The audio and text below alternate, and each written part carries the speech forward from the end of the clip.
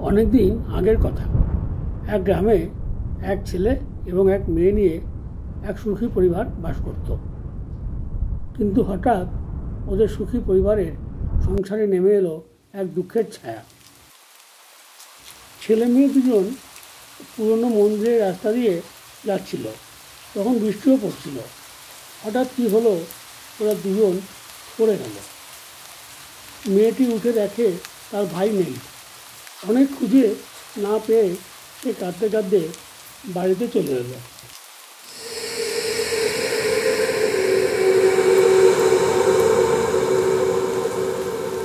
সে তার বাবা মাকে পুরো ঘটনাটা বলল।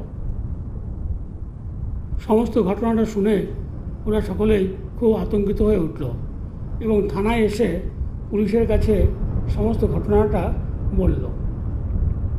পুলিশ সমস্ত ঘটনাটা মন দিয়ে শুনল। ইতিমধ্যে ওরা এক তান্ত্রিকের কাছে যায় এবং ঘটনাটা খুলে বলে।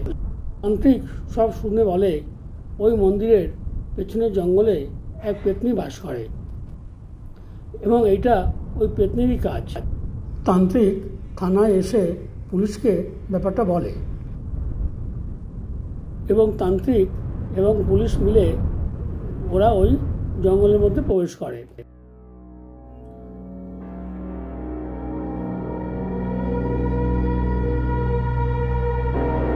পেতনি গুহার মধ্যে ওরা চমুকের মতো উপরের দিকে উঠে যায়।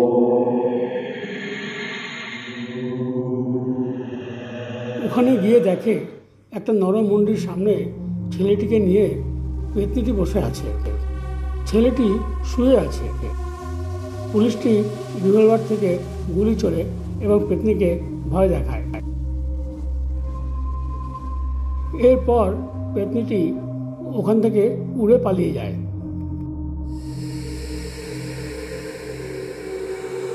এরপর ছেলেটি উঠে বসে এবং কিছুই মনে করতে পারে না। ছেলেটি খুবই ঘাবড়ে গেছে বলে মনে হলো। এবার ওরা ছেলেটিকে নিয়ে বাড়ির পথে রওনা দেয়।